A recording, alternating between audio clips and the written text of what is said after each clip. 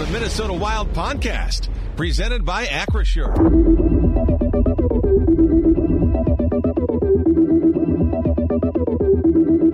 Well, at the end of the first period, no goals as of yet. Downstairs right now is Matt Boldy. And, of course, being from this area, Matt, you probably have a lot of family and friends in attendance here tonight. Yeah, I do. A lot of tickets, but, yeah, a lot of support from family and friends, so it's always great to be here. Well, just make sure when they ask you for tickets, just say, well, what price range do you want? So you don't have to pay for all of them. That's what I used to do anyway. Exactly. Anyway, let's talk about the first period. You guys came out very strong in that first period, but certainly the Bruins really responded well in that second half. Yeah, for sure. I thought we had a good start. They're a good team, and we expected their push. So, I just got to stick to it, get back to kind of how we were in the beginning of that period, hard, quick, and physical. You know, you've been so fortunate with the puck this year. You've got 8 game-winning goals, plus you've got 2 more game-deciding goals in shootout competition. What's been the positive thing for you for this year? You have had such a good start with goals. Yeah, I think just getting pucks in that, quantity sometimes is a good thing. So I think just get more pucks than that, and obviously playing with some great players helps a lot. Well, you're certainly right in that department. And also, you look at the last game, obviously, in Ottawa. You guys have certainly flushed that away, and it looks like you're back on the road to recovery on this one. Yeah, we're putting that one behind us. That wasn't a game that we're proud of, and that's not who we are. So just putting that one behind us and trying to kind of focus in on tonight. How would you describe the Boston Bruins right now as a team?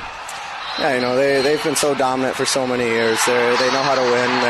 They're so talented with some high-end skill, but they play hard and they earn their chances. So we got to go out there and play a good game, kind of all over the ice to limit those chances. Well, let's have a good start in the second period. We'll let you go and get some rest and get ready for period number 2. Thanks, Tom.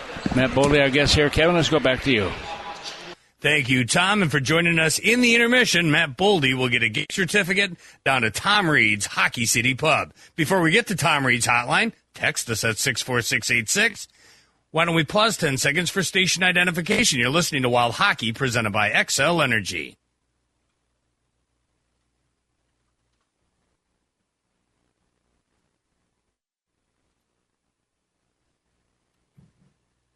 Zero after one period of play. Tom Reid is at TD Garden. Great start to this period, Tom. Marc-Andre Fleury bailed him out at the second half.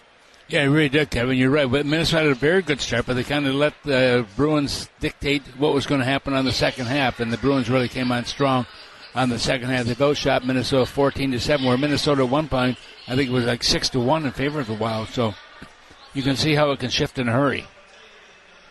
All right, let's jump right into these questions, and we'll start with this one from Tyler in Green Bay. Tommy, here's your spicy, so he wants to ask about the Hartman suspension. Did you think the 10-game suspension was fair?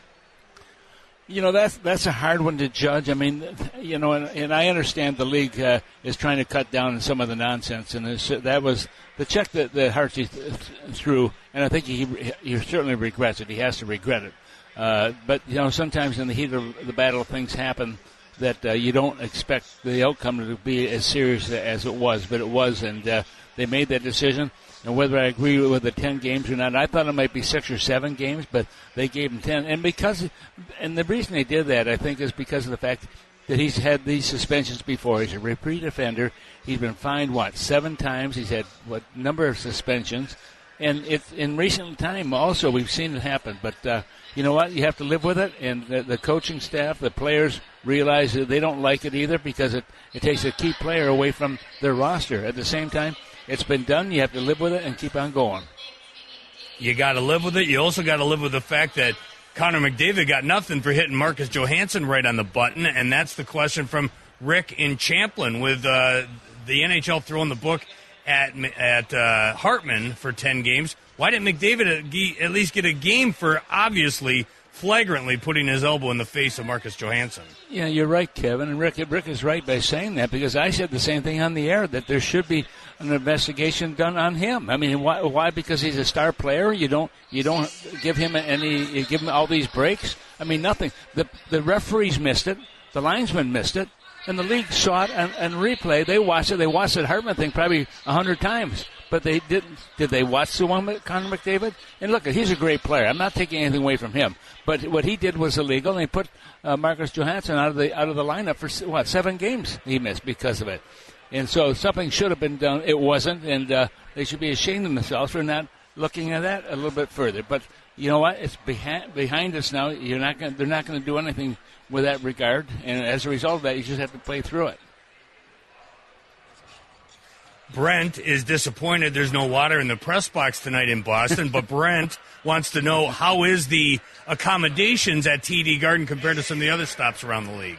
Look, Boston's been around for a long time. This is a team that goes way back in the 20s, I believe, when they started. They were founded in 1924, and that first year they were in the league, they went 6-24-0, but they are one of the oldest teams in the NHL, and they have a great following. This is a great sports town. There's no question about it.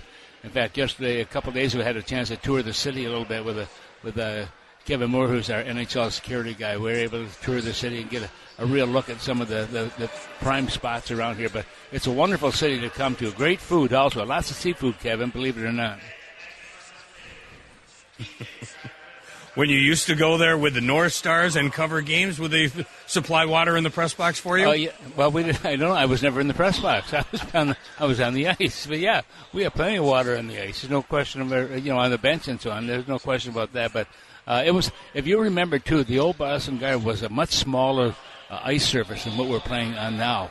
Now everything is constant at 200 by 85. But I think their rink was like 183. It was shorter, and I'm not sure the width of the rink, but they and Buffalo and Chicago all had very small ice surfaces, and boy, that's one of the things with when you play in those small ice surfaces, you don't have a lot of free time to wheel with the puck because somebody's on top of you right away. My last question for you: how's our buddy Charlie Coyle holding up out there in Beantown? He's, Charlie's great.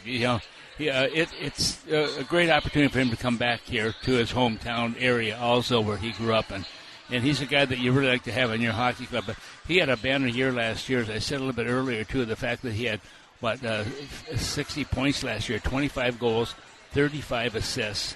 And if you remember, he was originally a San Jose first-round draft choice, number 28 overall back in 2010. He came to Minnesota for Brent Burns, who's still playing also as a 40-year-old, one of the oldest players in the league. But Charlie, I think, appreciates being back here, that's for sure. Thank you, Tom. Thank you.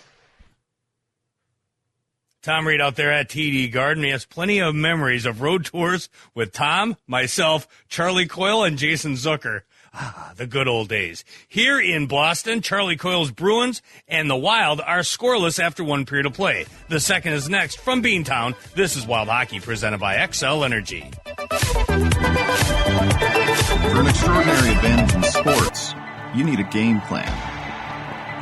For an extraordinary advantage everywhere else, all you need is Acrisure. With a high-tech human approach to insurance, cybersecurity, and more, Acrisure helps you take care of what you care about. That makes winning easy. See what Acrisure's extraordinary advantage can do for you at Acrisure.com.